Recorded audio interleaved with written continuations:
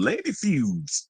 So apparently, there's some drama going on between Kim Cattrall and Sarah Jessica Parker. Now, we all know over the years, 25 years to be exact, because that's now how long Sex and the City's been on, a little bit over 2 decades, that we all pretty much knew, like, over the years, well, as we started learning more and more about behind the scenes stuff, and I think it became more prominent during the Sex and the City movie era. And I think it was the third, when they were trying to get a third film off the ground, and they were saying there was some sabotage and some rigor mortis, and shout out to Alyssa Edwards for rigor mortis. There was some things going on behind the scenes that Kim Cattrall was trying to expose about people and saying that Sarah Jessica Parker ain't as innocent as she be trying to present herself out in these streets. So around that part, we knew that these two were not ace boon coons.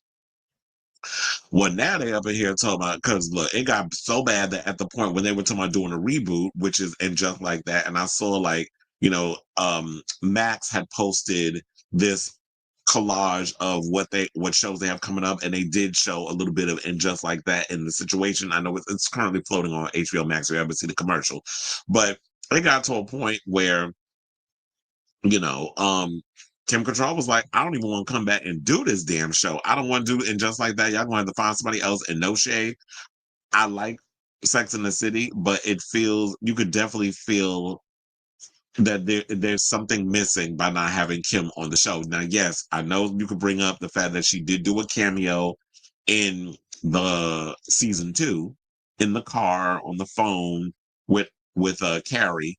But to me, it's like, we want Kim Cattrall back on the show, but she's not willing to do it, because I guess she doesn't want to deal with whatever issues that she had. She doesn't want to feel like that's going to resurface. And I guess at a certain point in your life, you want to protect your peace. So now they're saying that the friends of both feeling that they're caught in the middle, and they got to choose a side.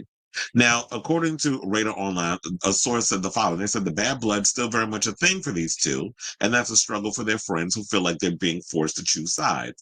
Now, the two have fought for years over salaries, producer credits, and Kim's refusal to participate in the third Sex and the City movie, because there was some things where it was allegedly that they said SJP had jumped in and was trying to sabotage a money deal, that a financial negotiation situation that Kim was trying to go forth with for the third film. When it's no shade, I understand, SJP, that Sex and the City is your baby, it's your thing. You feel like that was the show that pretty much it did put you. She's done a lot of things over the years, but Sex and the City is the show that put her on the map. She became immensely famous from the show, and it's no shade, but Kim Cattrall basically was the standout on the show. Samantha Jones, everybody wanted to be more of a Samantha than any other character on that show. Like, Charlotte was a little too damn uptight for me. I couldn't with her and the conservativeness and acting like she too much of a damn prude. So I couldn't get behind her.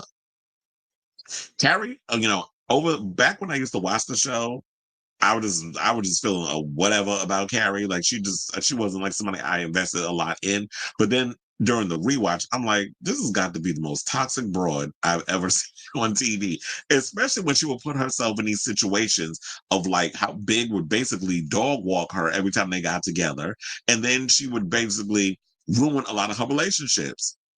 Still am mad over her, how she treated Aiden during that, what was it, season, during the season that he was on there. I understand that they reconciled and they worked, they had a different, they had a rekindling of sorts in season 2.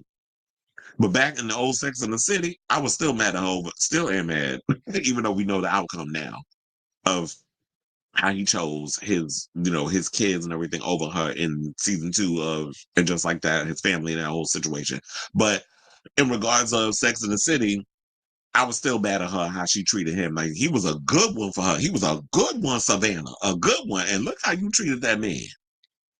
And then it was just like, so, and then what was it? Child, I'll still be mad at Miranda how she be treating Steve. Steve was another one that was a good one. And how she would just basically treat Steve like shit.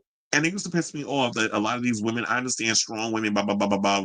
I love a strong woman. But the way y'all was treating these men that would lay out their lives for y'all, and walk on glass for you. It just did not. I just didn't get it. It just maybe there was just a lot of self-sabotage, a lot of self-hatred going on with a lot of these broads. But this is why I think a lot of people loved Samantha, because Samantha was like, fuck all this. I don't need no damn man. I just like going in. I like being this powerful businesswoman. I mean, what her job. I like having my own business. I like being able to just go out and compete with all these men on Wall Street, whatever the case is. And if I ever get a tingling in my coochie, then I'm gonna get that tingling situated and dealt with. But then I don't want to commit and get in a relationship because I don't need to do all of that. I don't want to show, and we did get to see those moments of vulnerability through her, and which I love, but I just felt like I loved Samantha because she was a free spirit. And I don't think Carrie, SJP, liked the fact that this show that was supposed to be her baby, her pride and joy, the thing that was supposed to catapult her all the success, and it did, because it was about the fashions and all those other things, that Kim basically stood out more so. And people were liking Kim Cattrall's character. People were loving Samantha Jones more than they were liking Carrie Bradshaw. She was being overshadowed. And you know how people and their egos get when you're supposed to be the star and then you get this other person. We talked about it with Family Matters. Remember when this show was initially supposed to be one thing, and then here comes this little boy coming up in here with his pants all the way up to his neck and them suspenders. Then I ain't do that, doing all this other stuff, and basically just turned the show into the Steve Urkel show. And people who've been doing this for a long time, not saying that Kim doesn't have an equal amount of acting experience as SJP, because she's a good actress in her own right. Like Kim Cattrall definitely paid her dues before she was Samantha on Sex and the City. But when you have somebody that's coming in, y'all know what I'm saying. When you have somebody that's coming in that basically is just doing the job that's required, and the writers is writing her because it's like, oh, we having so much fun with this character, and I'm just doing what's on the page, but add a little sauce to it. Don't get mad at me. Don't hate the player, hate the game. It just is what it is. And that's why them two just couldn't get along. So I totally understand with Kim, but I do want her back on And Just Like That, because she could use the help. And I already said, y'all already know I give shows 3 episode maximums before I yay or nay it.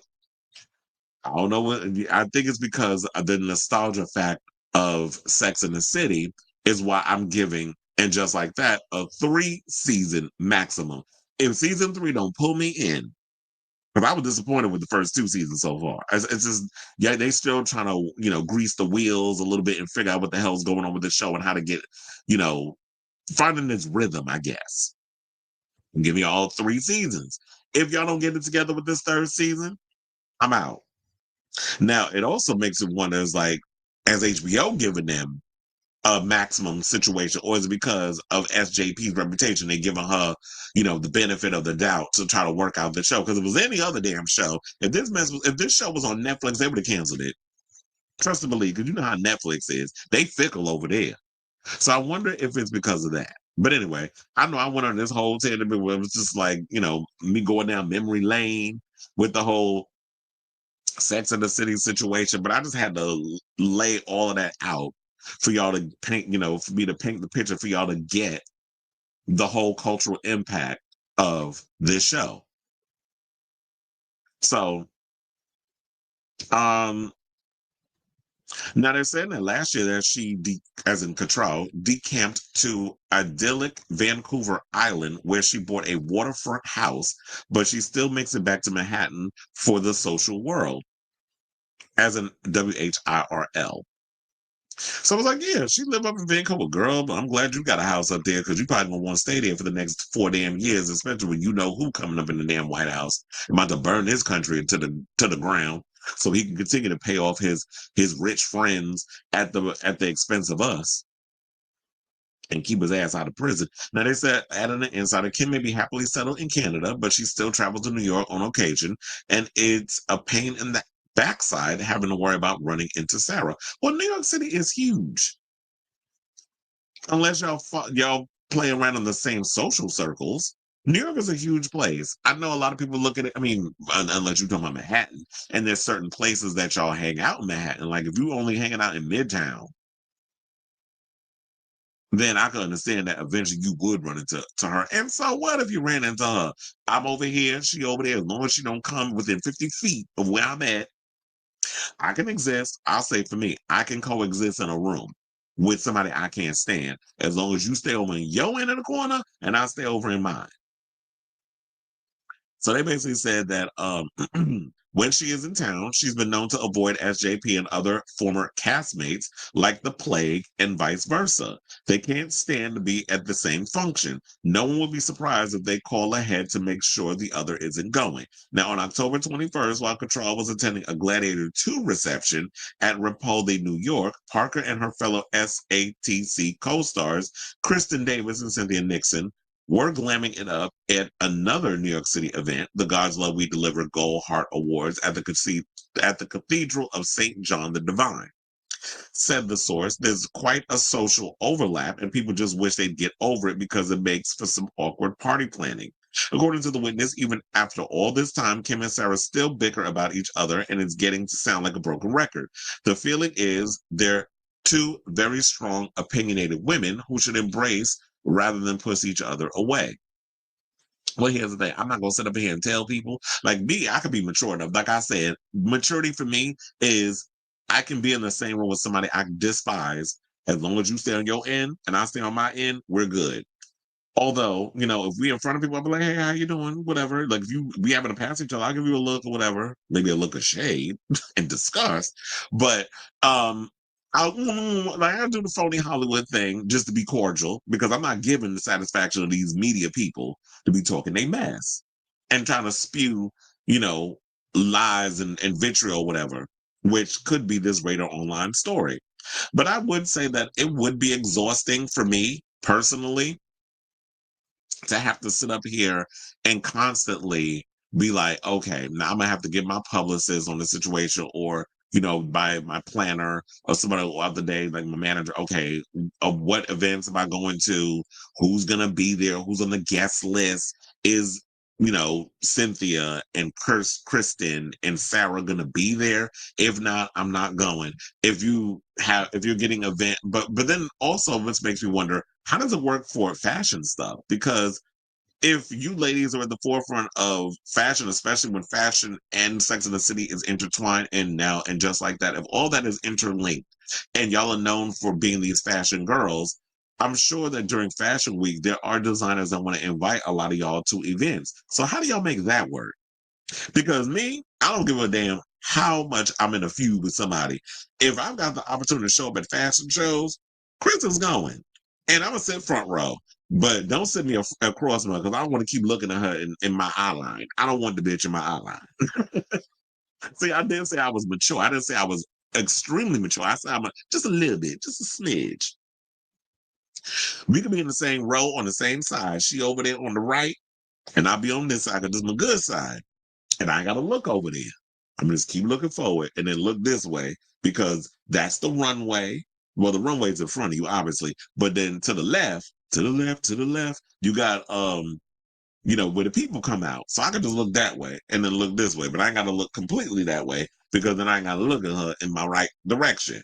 I just look just enough where you look at the runway and you see them going to the end. They do a little pose where the photographers are always at the end of the runway. They do a little pose, whatever, pose. And then you just turn around and you go in the back and vice versa until the thing is over, which is usually like 15 minutes. So that's what I would do. But I'm not going to let one monkey stop this show. Like, I'm not going to sit up in here and just be like, okay, well, I'm not going to show up at this place or that place because I don't get along with people. Like, if that was the case, I would never leave the house. I'd be a damn hermit. So I say all this to say, what do y'all think of this story? Do y'all actually believe this story in regards to them? Now, I know that it's possible that, when people in Hollywood could be petty, insecure, all that other stuff, and they're not going to want to go out and do things or they'll try to avoid people. But Manhattan is big enough where y'all won't end up in the same circles. And like I said, if you do end up accidentally in the same restaurant, in the same wherever, like event, whatever the case is, you come in, you say your hellos to the people you need to say hello to, and go about your business. I don't need to mingle with them other people. It's a little maturity. So I say all this to say, what do y'all think of the story? Whatever your thoughts are, let me know in the comments down below.